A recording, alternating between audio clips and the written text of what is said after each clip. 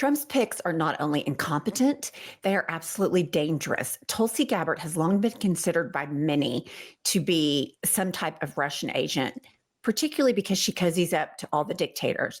So Lincoln Project put out this video directed specifically towards U.S. senators voting this week.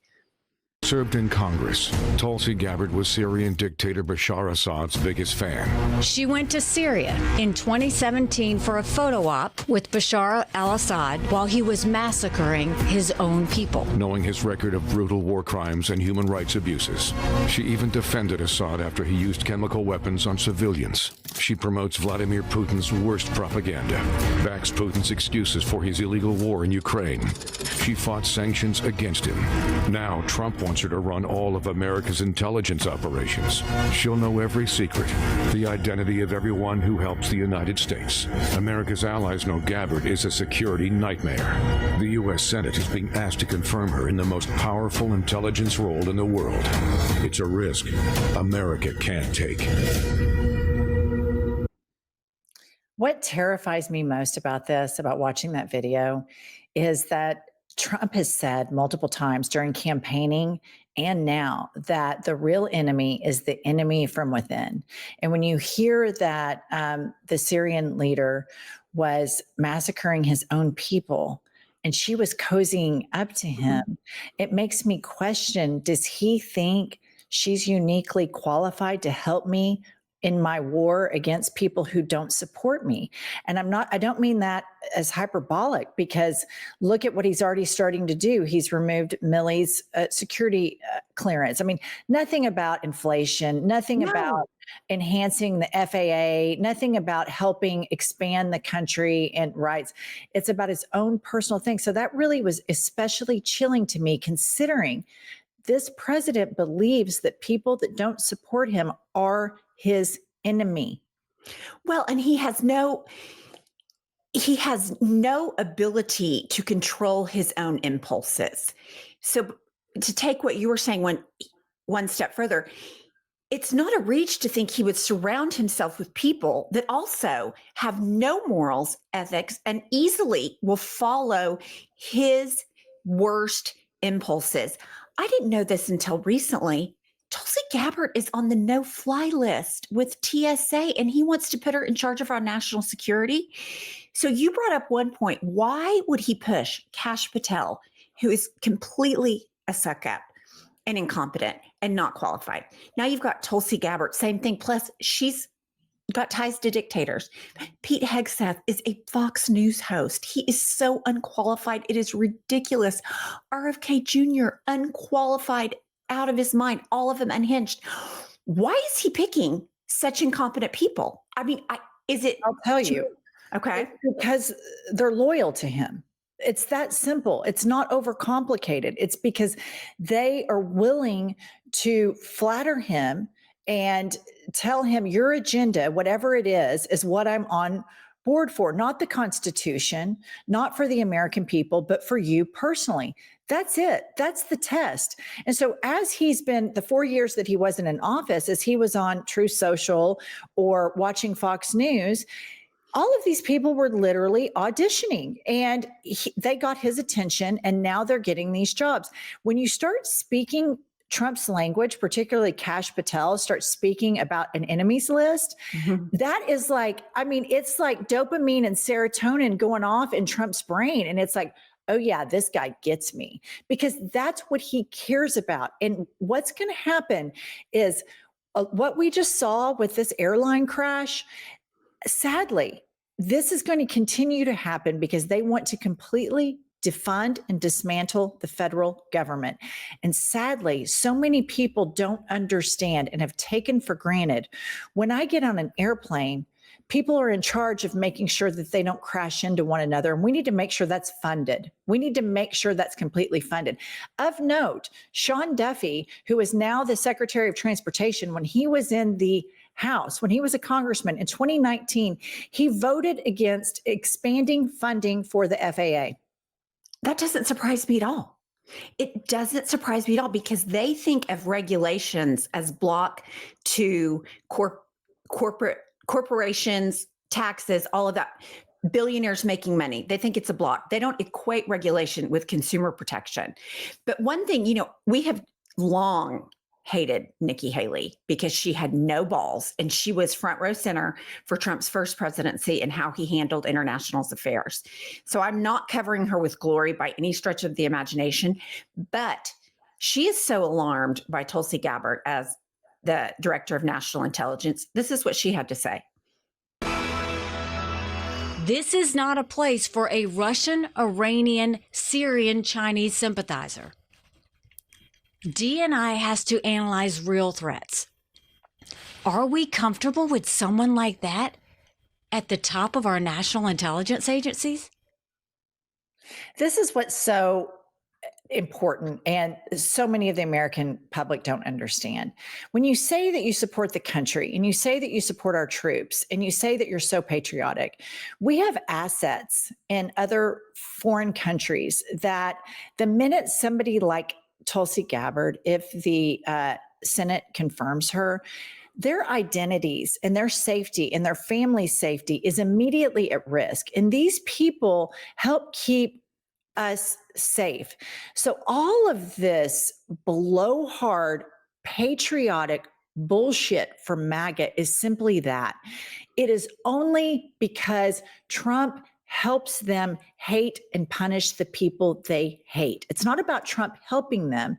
It makes them feel normal. He normalizes their worst impulses. So all of these MAGA people who have a default setting of racism and a punitive default setting where they want to punish people that don't believe the way they believe or act the way they believe, Trump gives them a permission structure and a normalization to where then any other logical thinking is out the window. And all he has to do is hug an American flag and say, we need to keep America pure and we can't let these immigrants in. They hate immigrants because, particularly brown-skinned immigrants, because they're racist. He normalizes all of this for them. So all of the bullshit, when you see them doing the Pledge of Allegiance and the national anthem, it is simply bullshit. They like him because he hates the same people that they hate, and he normalizes it for them, and it makes them feel less bad. I think you're exactly right, because you cannot imagine why some lower to middle class person would be all in for Trump, where he has done nothing for them. Well, economically, nothing. The only thing he has done is give them permission to hate the same people he hates. And Trump made, just, this is an aside, I mean, this DEI stuff, how racist it is, it sickens me. It sickens me. But I just wanted to briefly touch on the Senate confirmation hearing for Tulsi Gabbard yesterday. I think these were important points made in front of the Senate and for the public. Let me ask you, I've worked very hard to put your own words here in front of the committee. Not, fake news, not conspiracy theories on the internet, but the actual things that you have said. On February 23rd, 2022, at the very moment that Russian tanks were rolling across the peaceful border of Ukraine for the first time, you tweeted at 11:30 p.m. your time, "This war and suffering could have easily been avoided if Biden administration / NATO had simply acknowledged Russia's legitimate security concerns regarding Ukraine's becoming a member of NATO." Did you say that, yes or no? I believe you're reading my tweet, Senator. Yes is the answer. A few months later, you said on your podcast, and I quoted it, quote, "But this regime change war against Russia that the U.S. and NATO are waging via their proxy in Ukraine didn't begin when Putin invaded Ukraine. They had their eyes set on this objective long before that." Did you say that, yes or no? I believe you're reading my tweet. Thank There's you. a lot The answer more. is yes. You are agreeing that you basically said that Putin was justified in rolling over the peaceful border of Ukraine, the first time since World War II that a free nation had been invaded by a totalitarian state. And you were there at 11:30 p.m. that night to say that you were with them, not us. He did an excellent job. And this is something we spoke about during the campaign and something that is so important. Ukraine is a democracy, and Putin's aggressions towards Ukraine, and when you have a large portion of MAGA that thinks that they are pro-Russian, Right. it tells you that the psychological war campaign that Putin started in the United States over a decade ago has been wildly successful. You see people at MAGA rallies wearing shirts that say, "I'd rather be Russian than a Democrat."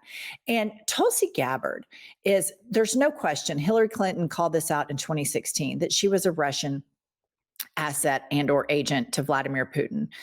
Putin will not stop at Ukraine. He will not stop there. And to think that somebody who is up for this role spoke out against NATO, either she's completely on his payroll, completely insane, a sociopath, all of the above. But these people and their inability to understand that less than 100 years ago, what happened in World War II, any form of appeasement with Putin is not going to end well. You can just look at this historically. And so the way the Biden administration was able to send our aging ammunitions over there to help and not send American troops, it is so important for democracies, Western democracies. It is so important that we support Ukraine. She's not going to do that. And this is abhorrent. And again, the record will live longer, what these Republican senators do and how they vote for her. But this is abhorrent. No, she is absolutely. And I felt like she just doubled down, like, fuck you. That was her attitude. Like, yes, I Totally. did. Totally. Okay. So I just have one thing. I know Kash Patel, that's, Tulsi Gabbard was, but this video that Kash Patel retruthed, because he's on Truth Social, of course. This is exactly what we need in the FBI, because justice is blind. Here we go.